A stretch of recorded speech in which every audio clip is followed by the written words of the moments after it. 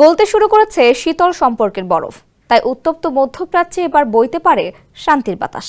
সপ্তাহের ব্যবধানে পরপর দুবার আলোচনার টেবিলে দর কষাকষি করেছেন মার্কিন ও ইরানি কর্মকর্তারা।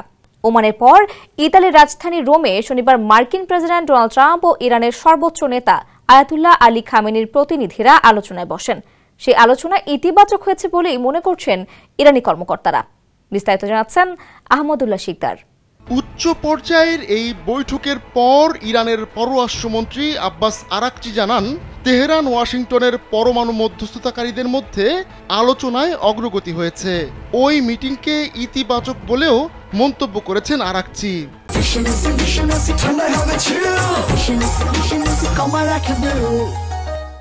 অবশ্য রোমে মার্কিন কর্মকর্তাদের সঙ্গে আলোচনায় বসার আগে মস্কো সফর করেন ইরানের পররাষ্ট্রমন্ত্রী।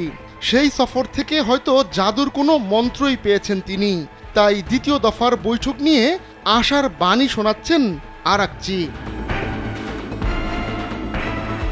দ্বিতীয় দফার আলোচনা কোথায় হবে তা নিয়ে পুরো সপ্তাহ জুড়ে নাটক চলে।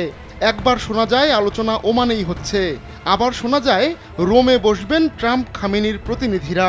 শেষ পর্যন্ত শনিবার রোমেই অনুষ্ঠিত হয় উচ্চ পর্যায়ের এই বৈঠক। সেখানে আরাকচি মার্কিন কর্মকর্তাদের জানান, তেহরানের পরমাণু কর্মসূচি শান্তিপূর্ণ। আন্তর্জাতিক নিষেধাজ্ঞা তুলে নেওয়ার শর্তে নিজেদের পরমাণু কর্মসূচি কিছুটা সীমিত করতেও তেহরানের আপত্তি নেই বলে জানান তিনি। 4 ঘন্টা ধরে ট্রাম্পের মধ্যপ্রাচ্য বিষয়ক দূত স্টিভ উইটকফের সঙ্গে দর কষাকষি করেন আরাকচি। অবশ্য তাদের এই আলোচনা প্রথম দফার মতো এবারও হয়েছে পরোক্ষ। একজন ওমানি কর্মকর্তার মাধ্যমে নিজেদের দাবি দাওয়া তুলে ধরেন দুই কর্মকর্তা। আরাকচিকে অনেকটা পাওয়ার অফ অ্যাটর্নি দিয়েছেন খামেনি, অর্থাৎ পরমাণু ইস্যুতে আলোচনায় খামেনির হয়ে সব সিদ্ধান্ত নিতে পারবেন আরাকচি। তাই মাত্র দুবার বসার পরই স্পর্শকাতর এই ইস্যুতে বড় অগ্রগতি এসেছে।